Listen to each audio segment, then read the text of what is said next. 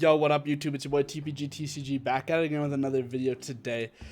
Today I'm recording a deck profile for, honestly, my favorite deck in the current format, the RBO1 BT13 format, and that is Gammamon. So I took this deck to regionals today. This was the Core TCG October 21st regionals at the time of recording. I was only able to play 3 rounds because I had a Pokemon League at noon, and for those of you who don't know, I'm currently playing many games, one of which is Pokemon. And while I will be attending the Digimon Nationals, because it's invite only, I've sort of I'm gonna try and get the invite for the round for the early registration and the round buys. But if I don't get it, I'm not too upset about it personally. But I am trying to get my Pokemon Worlds invite, so I did prioritize the league over the regionals. However, I also didn't think I was going to do great in this regionals, and then I ended up doing pretty well before I had to drop, which was quite upsetting because I genuinely think this deck is perfect. I think this is the perfect, most optimized Gammamon deck you can play outside of one card that I just didn't have.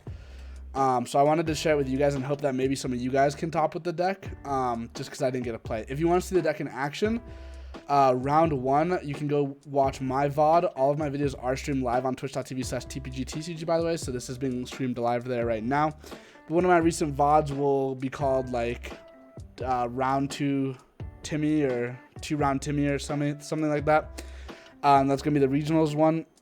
You can watch my round 1 where I played against Gammamon. Amazing opponent, by the way. You rock, man. I did give him the win because I played my opponents and then I ended up just giving them all the win because I had to go and I didn't want anybody to get like a bad score. But I played Shine and I won. If you don't want to watch it on my VOD, that's fine. You can go over on GFG Tyler's VOD. Tyler and Ben Digipanda streamed the event. Shout out to those guys, really good friends of mine, incredible commentators. Love you both, you're awesome. And you can watch the round 1 over there as well with their commentary. I haven't seen that yet, so I'll probably go watch that too as well because I just want to see their commentary. And then there's one mistake I made in the VOD in that round 1 that I want to talk about as well to showcase, but I want to get into the deck first. So enough of the formalities. For our Digitama, this is probably really the only controversial choice in my deck. Everything else is pretty much the best in slot with, in my opinion, the optimized ratios. But the controversial choice is that I play 5 eggs. I play 4 of the new Gammamon from RBO1, which is just the best option. This is when you tuck a Digisource under this Digimon, you get draw 1 card, and then 1 Gammamon from BT8. The reason I play this Gammamon is because when attacking, if it has 6k DP or more, you draw 1. Every time you attack with something that is not your Solarmon or your most of your Gammamon rookies, this won't proc, but your level 4s are all 6k or higher, so this will proc quite often on them. And drawing cards is the name of the game in this deck because since you're playing so many weird pieces, you need to be as consistent as possible. And mulligans really enable this deck as well because you want to be as greedy as possible with your opening hand as well, which is part of the reason I like it. So we have the on attack, draw 1, and then when you tuck a source, draw 1. Next up onto our rookies. And this is where the only card that I think needs to be optimized is. So we have 4 of the RB1 Gammamons. It's your turn inherited when it attacks, or while this Digimon is Gammamon and it's text, it gains 2k. That's very important for certain thresholds, as well as it has just the best on-play effect that you're going to be looping throughout the game in your entire deck. And basically, it's on-play, reveal top 3, add a hero and a card that mentions or has Gammamon and its text on it, and then put the rest to the bottom. For BT8 Gammamon, this is the second best one, purely just because of stats. It's a 3-drop, 0 evo, 2k. Most of them don't have very good stats. So this is the best statted one, as well as has when attacking, you get to pop a 3k or less if you're 6k or over. Also, when you play a Tamer, draw a card. This comes up not really with him, but your level 5s gain their effects, so it comes up with them. Next, we played 2 of the RBO1 reprint promo Gammamon. This one allows you to attack unsuspended Digimon. It comes up mostly just as a source to tuck and then gain that effect. This card is the only one that I think could be optimized. There was a tech for the format, but it never came up, and that's Solarmon. Now, Solarmon's pretty strong in this deck, to be completely honest with you. It's just, it can be optimized to be the... There's another promo Gammamon that gives plus 2k, I believe, as an inherited, and that's what you'd want to replace this for, and I think that would actually be better in slot here. mainly just because Solarmon's not really doing a whole lot right now. But overall, I think Solarmon's not a bad pick, depending on the certain metas. But I do think that Gammamon offers more utility in the current format. Next, we are on to our 4s, and this is where we get super techie and where the deck really shines. So the Ace, we only play 3 copies of the best card in this deck. Now, the reason we only play 3 copies is because if we see it once, we have access to it the rest of the game. And that is Gammamon. So this is the RBO1 Gammamon, and I think this is going to be a trend with Gammamon going forward, because I do believe in the next reprint set we also have a new Gammamon that is very, Gammamon is very, very good as well. Digivolves for 2 on top of a Gammamon. End of attack. By deleting this Digimon, delete one of your opponent's Digimon with DP less than or equal to the deleted Digimon's DP. So essentially you get to end of attack, pop this, or whatever is currently using this as a source. If you want, you can pop it, and then if you do, you gotta pop something on your opponent's field that has the same DP or less than that Digimon. It also has on deletion, play a Gammamon from your trash suspended. So this is very, very good. Mainly when I mentioned those 2k buffs, that all buffs him to an 8k, and then you'll see our Tamers also give buffs. So most of the time, this Gammamon alone will be 10 or 12k, which can pop level 6s, and that's really, really crazy value for a 4 that floats back into a 3 that searches. It's actually insane. If this card didn't play the Gammamon suspended, this would be the best card in the game, and I genuinely don't think there'd be a better card than this card if it wasn't suspended. If it was unsuspended, okay, how it works, what I mean suspended, so you end of attack, pop, he floats into a Gammamon from your trash, and then you grab this Gammamon 99% of the time, but he comes out suspended. So if he came out unsuspended, so your opponent couldn't just swing over it, this would be crazy. 90% of the time, though, in the current format, I found green is the hardest matchup because we can't remove everything on green's board. But in most decks right now, where it's single stack meta or 2 stack meta, like this deck is crazy. This deck is so good at deleting big stacks. And this is one of the reasons why, because you blow up their big stack, and instead of having a neutral game state at that point where both of you have nothing on board, you get to float into a Gammamon and set up for next turn. If somehow they're able to rebuild their board on the next turn, you can go back into Gammamon and pop it again and do it over. And you have that resource loop so often because there's so many cards that recycle from trash, and we'll get to that later as well. So like Gammamon RBO1 is crazy. There's an argument to bump it up to 4, but because you draw, I'm playing this deck quite aggressively. You can play it sort of like his control style. I'm playing it as like a mid-range aggro control deck. Control early game because right now most decks, because we're in this OTK style format, most decks right now don't have enough gas to try and OTK you 3 turns in a row. So what this deck excels at is stopping your opponent from OTKing you and resource looping and having more advantage than them to slowly chip away at them. And then by that turn 3 or 4 where they've run out of resources, you just win the game. So yeah, and this Gammamon's crazy. 2 of like the second best card in the deck, and that's the original BT8 Gammamon. So instead of popping, it just has retile, which is essentially the same thing. This one's actually better into green, I've noticed, because just retiling, some of the green cards are like really big, and just retiling into them is just so strong. And then on deletion, same thing. It plays a Gammamon suspended, so it has that same resource loop. Really, really good. I love these 5 cards in this deck. Genuinely so strong. Next up, the only other 3 of level 4 that we're playing is Betel.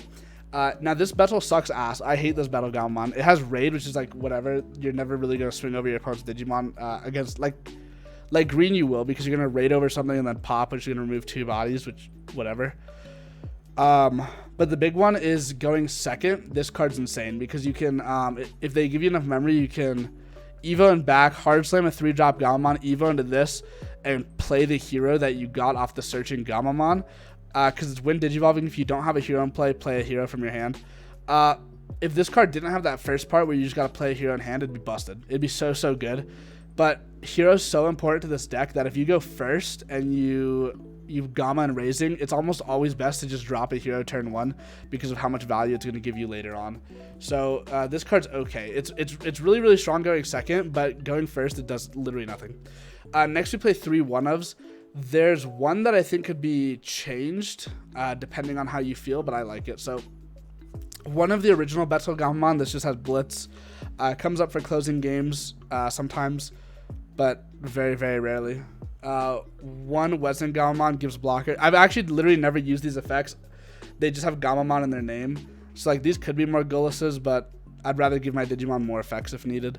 So Wezen, and then this one could be changed. Kaus Gammamon. This one gives evade, or has evade, but gives it because of Kano Vice. There's another Kaus Gammamon that makes it unblockable. Right now, I don't think either one matters. They're just a name with an effect to give. Pretty much these three. Because what Kano Vice does, and Regulusmon, I think its name is it just gives all your Gammamon effects to the Digimon above it and itself. So like they would have evade, blocker, and blitz respectively, which is cool. But yeah, like they never come up. Evade, blockers come up the most, and it's never been used. It's just been like my opponent couldn't go for game because I had like a 16k blocker or something. Evade has never come up. I think evade's more useful than can't being blocked because it is a layer of protection, which is something this deck doesn't have a lot of. But not if we go into a more blocker heavy format, which we might with the War Greymon Ace, if that becomes good, we might be in more blocker heavy format. Or if Black War Greymon sees play again, then you could play the other Kaus. Probably over Betel though, because you'd probably play both Kauses and then just not this Betel, because I think this Betel's not very good.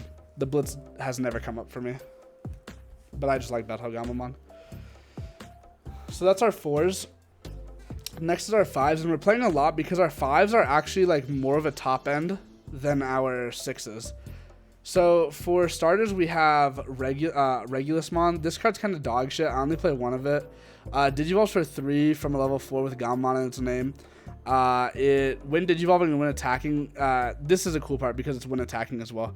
Once per turn, by trashing a Digimon with Gammamon, it's text from your hand. One of your Digimon gains on deletion.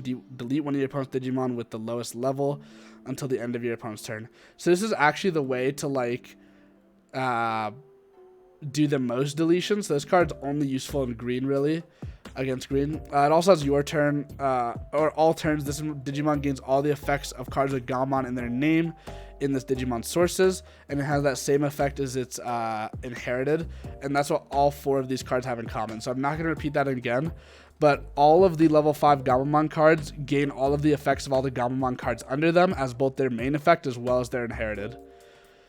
So how this is good against green is if you tuck the Raid Betel underneath as well as a Gulus Gammamon, you'll be able to raid, pop this, pop something, and then this will pop an additional card. So you'll get a pop 3. But sometimes against like Bloomlord, that's still not enough really. So this card doesn't come up that much.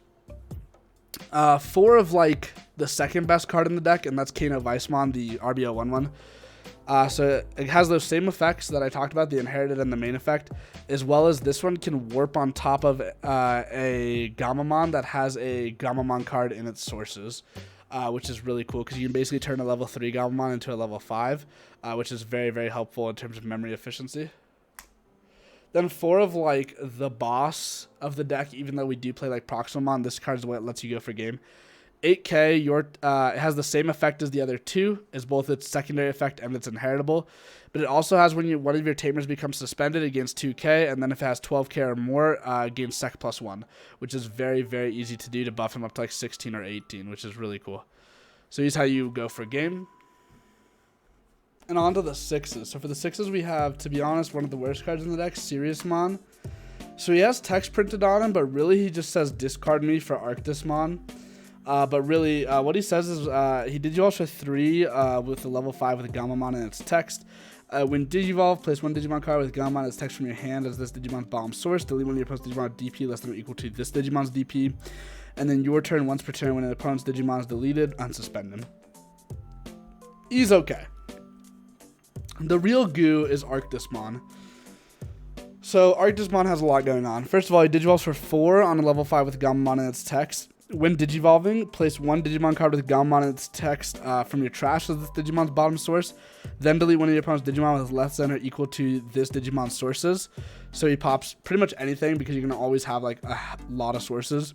On deletion, you may return one Digimon card from your trash to your hand. Then by trashing one Siriusmon in your hand, play one Proximamon card from your hand without paying the cost. And then his inherited is when an opponent's Digimon is deleted. If this Digimon has Gammamon in its text, trash the top card of your opponent's security. So basically he allows Proximamon to trash cards, and he does a lot. He allows you to recycle Gullus Gammamon, which is important because you swing, use the Gullus Inherit to pop him, do a bunch of stuff, get Proximamon and Gammamon back, put this under Arc Proximamon, it goes nuts. Arctismon for sure the best card in the deck. Next we have 2 copies of Proximamon, the card that I definitely thought was a DNA when I first saw it. Sorry, the camera came out of focus there.